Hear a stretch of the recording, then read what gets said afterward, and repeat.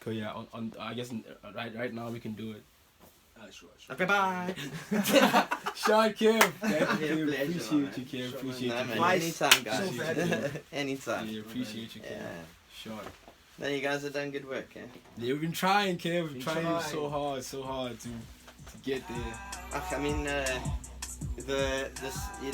what's the difference between someone who spends 10 years writing the perfect song and as opposed to never releasing it as to someone who's released 200 or 365? Because I was also telling him, I'm like, yeah, obviously, like, we perfectionists and stuff like that, but I'm like, the beauty of what we're doing right now also is like, from what I've been hearing from the sound, there's something that you can't recreate.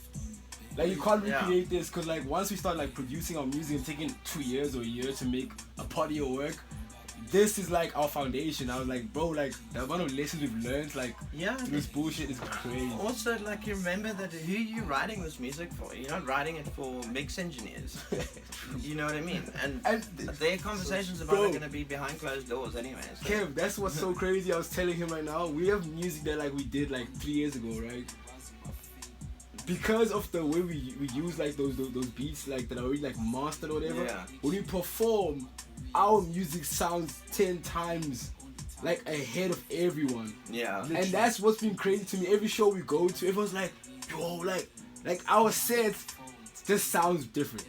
Well, the thing is that I think what you guys did was not try and just smash a limiter and get the same volume. Like you know, you guys were more focusing on the mix than the master. And like the reality is like weirdly enough, I played a track that I had written 17 years ago at Physique Festival, and it was like this remix that I did. So it wasn't even an original track; it was like a rework, and we listened to it at home against all the other drum and bass, and we were like, yeah, it's very soft. It's like it could do with like 7 limiters on it. Oh, damn. But on a massive rig, it sounded probably one of the best tracks. It sounded like the best track during our set. And that was actually because we had given it the whole big rig a lot of dynamics to work with. So suddenly the big rig's like, ooh, I've got space to move. Work with this thing. Opens up, you know. So the fact is that, you know, you guys were focusing on making it sound good, not the same volume. Where some people, they're like, I don't know what happens, but they're like, have a mix, and then they're like, okay, it's got to be that volume. Crank the limiter. Yeah. And you can, how they can't hear that it's fucking up the track. Yeah, 100%. They're just literally obviously focusing on making it as loud as that, and I think that's the problem, is that it's been such a thing where they're like, I've got a volume match. The reality is Spotify and them have got their volume control thing anyway, so make your mix too loud, it's going to come down too much. I'd actually be doing that, Kim, if I'm being honest, if I didn't meet V, because when we started speaking, we speak about a whole bunch of random stuff. He's told me about Ali, mixed by Ali, who's an audio engineer who worked with Kendrick a lot. Right? Yeah. He still works with Kendrick. Yeah. But his biggest thing was mono, and also we're trying to get this to sound the best at the lowest volume. And I didn't understand that principle at first. But then once I started doing it and I bring it up, I'm like, yo, this sounds amazing. Yeah. You know? Yeah, so but you mustn't, like, I mix very soft, because it's about, like, once you push volume up, it changes the profile of how you hear stuff. Yeah. And the way I see it is at a soft volume, then I start to focus in onto the sound, and I'm listening to kind of the balance between the sounds, and like I'm making sure that I'm not like fighting to hear a track. You know, when it's loud, I probably wouldn't even notice that part because I'm being smashed over the face by everything else. Yeah, so it's definitely the focus on kind of just like getting the sound good. You can always pay someone to turn it up more. Yeah, 100%. On some good note, Kev. Remember I told you wanted to build a studio? I don't know if I told you. I spoke to you. That's like coming to life, like step by step. Yeah, awesome. We partner with these group of girls from Amsterdam actually. Okay. Yeah, they want to raise like I think it's $1 million rand in our currency, but it's like 800 euros or 800,000 euros, I think, or something like that. Right, yeah. In their currency. More 80,000. I think 80,000. Sorry, I think it's 80,000. Because I was so surprised. I thought it was 80 grand. So I went to go times. I was like, whoa. The zero just kept inflating. Yeah, times it by 10, then times it by this. So they want to do that. But we'll definitely hit you up, Kev. Especially with the how, because we want it to be a dynamic studio where it's, because we do like visuals, we do multiple, we want to be like a multi-purpose environment. So I think that's going to be very clever, because otherwise your studio might, that was one of the main reasons I actually stopped having a space that I paid rent for, because I was paying rent for overheads that were for, let's say, 22 days of overhead expenses. And sometimes the studio would only be busy for like 7 days out of 22. 100%. So now, you know, for what I needed, it was a case of just going, when I need a studio space, I cost it into the brief, and then go and call one of my mates who got a studio and book in, and then send the money that way. 100%. So essentially what you're doing is exactly that. You're allowing producers to kind of have a studio but on rental basis. 100%. You know? So we'll definitely, because I know you like the genius when it comes to like the sound. We'll definitely need your help to make sure we don't redo what we're doing right now in terms of the noise and small little things. But like with any studio, there'll always be teething pains. You know, it's like some of my best rooms that I've ever worked in could have taken the longest to kind of get to the bottom of what the fucking problem was. Kev, in my humble opinion, songs that I've heard from Bridges, recorded at Bridges, compared to Amy's Shack where we normally record, our stuff sounds like it has more life. Yeah. For some reason, I don't know why too. Well, you probably find because your room has got more life. So the more reverb, the more life a place has got. So like when they call it, when your room is very dead, then it's like that, you know, the chamber that you got.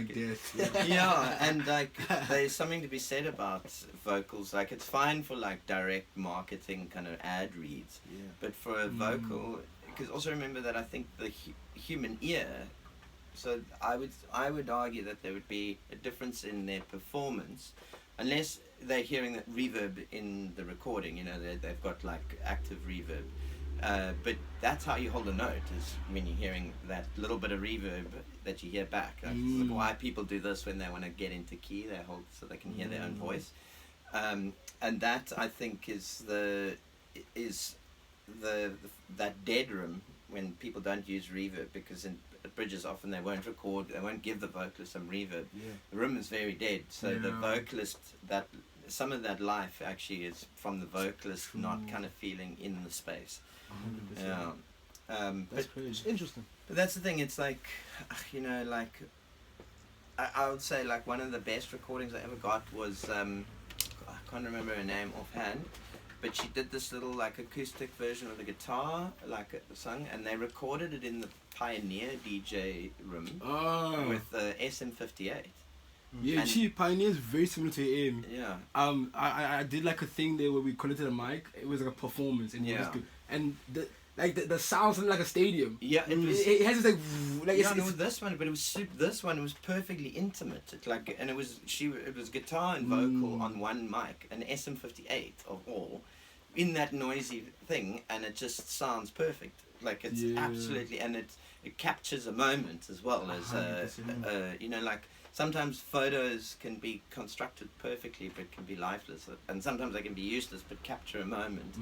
And I think that's the thing with you know, recordings. Often it's about capturing a moment, and it's not having that perfect take. You know, 100%. So it's you know, what I suppose, come to think of it, like when you're recording ad reads, like never ever has anyone gone, we need to redo that take because like this room sounds a bit strange. It's usually the way they've performed it. 100%. You know, so it comes down to performance. That being said, you know, I suppose like a nice sounding room can help people feel like they need to perform, you know, 100%. put them in the space a bit better, but you know, but you're always going to have that. You're always going to have a difference between, you know, even if you do the same setup, different days, different vocalist, or, you know, same vocalist, different day, it's always going to be slightly different. I think ultimately for us, it's just like having just the right equipment, because I think for, also our fear now is that it might just be the equipment that's the problem. And I mean, also our equipment goes through a lot, just the moving. Like he brought the speakers from Roundabout.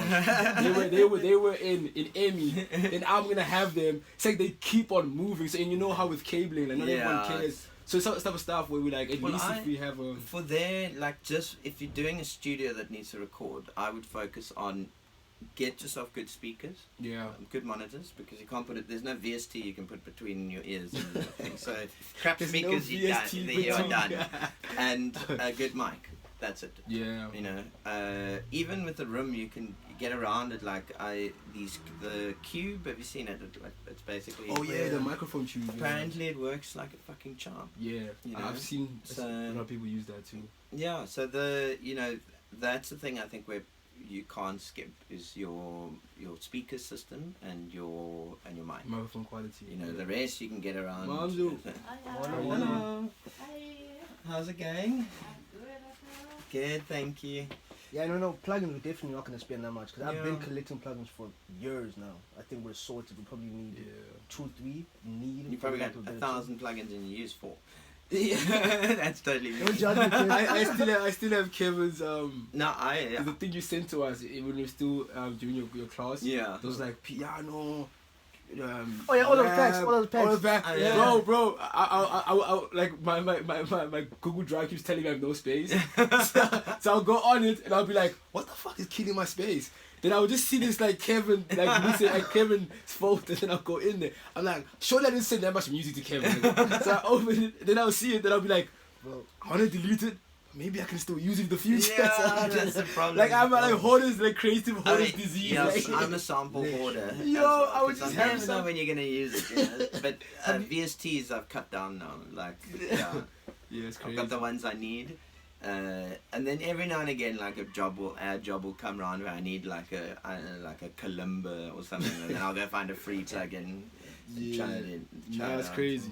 But yeah, Kev, thank you so Awesome, much. I guys. appreciate you, Only a Kev. pleasure, man. Thank you. Yeah, so just keep me posted on the studio. I'm always happy to Nah, give definitely. I give think that'll actually advice where you need. start rolling out probably end of the year, early next year, like in Awesome. regards to then the interior, because the Uh-huh. building will probably take some time, Okay. and then yeah, we definitely will need your help on that. Yeah, man. Yeah, that'll be amazing.